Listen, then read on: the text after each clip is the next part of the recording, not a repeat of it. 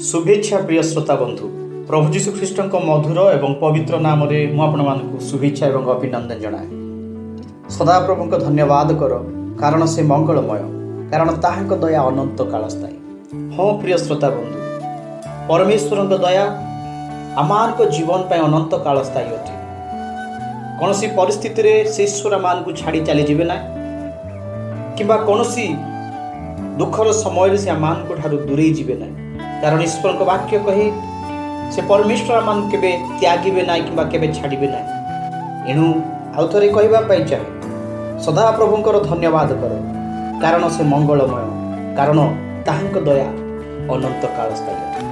तेबे आसंतु प्रिय भाई एवं भौणी माने आज पठन निमंते आम ईश्वर वाक्य मध्य गोटे अंश पढ़ा जहाँ लिखा अच्छी गीत संहिता 46 पर्व तार एक पद, परमेश्वर मानकर आश्रय और बल दुर्दशा काल रे अति निकटवर्ती सहाय।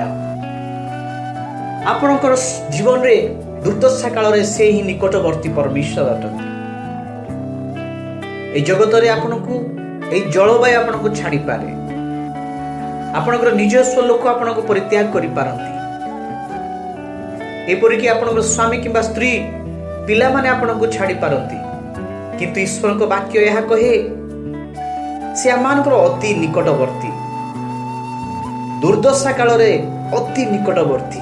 आपनक संगे संगे अछंती किंतु दुर्दशा काल रे से आपनकर निकटवर्ती परमेश्वर अटंती। आपण वाक्य उपरे विश्वास करंतु। ए प्रतिज्ञा वाक्य प्रभु आपनकु जे प्रकार कथा कहउचंती ताहिर साहस एवं भरोसा रखंतु।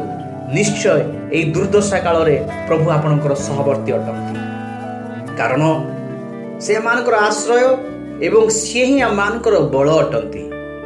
कौनसी अर्थरे किंबा बाहुबल रे किंबा कौनसी व्यक्तिकर बल रे आमे बलवान नहु, किंतु सर्वशक्तिमान परमेश्वर जे कि आकाश पृथ्वी की सृष्टि कले से बलवान एवं सर्वशक्तिमान परमेश्वर ही आमानकर बल एवं आमानकर आश्रय स्थल अटंती। प्रिय श्रोता बंधु, मु आपण मानक आज कहबा पई चाहे जो परमेश्वर दुर्दशा काल रे आमानकर अति निकटवर्ती एवं से आमानकर बल एवं से आमानकर आश्रय आउ से परमेश्वर आमान को प्रतिज्ञा दियंती, से आमानकर संगे संगे अछंती।